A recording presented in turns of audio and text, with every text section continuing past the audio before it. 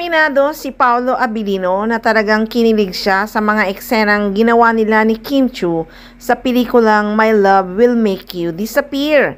Ginampanan ng aktor ang karakter ni Jolo sa naturang proyekto mula sa Star Cinema. Mapapanood na nga sa mga sinihan simula March 26 ang pinakabagong pinagtambalan ng Kim Pao. There were a lot of times not for anything, pero minsan kasi kailangan as an actor, kailangan totoo yung nararamdaman nyo yung nilalabas nyong emosyon para pag pinanood ng mga tao, maniwala sila sa gusto nilang ipakita sa kanila, sa eksena. Kasi nangyayari yun Syempre sa eksena, tinitingnan mo talaga yung kanino ka nalilinya, paliwanag ni Paolo Abilino. Ayon sa aktor ay hindi normal na kiligin siya sa tunay na buhay.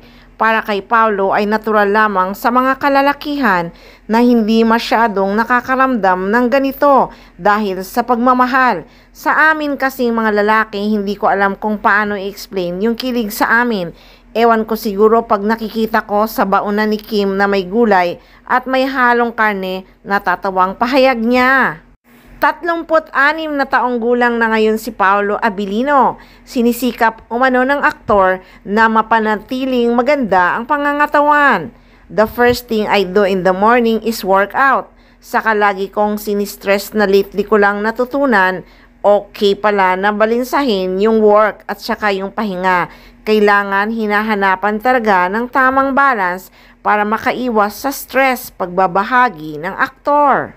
Sa ngayon ay excited na ang mga fans ng Kim Pao sa nalalapit ng pagpapalabas ng kanilang movie na My Love Will Make You Disappear. Ngayon pa nga lang ay kinikilig na ang kanilang mga fans. Love appears everywhere.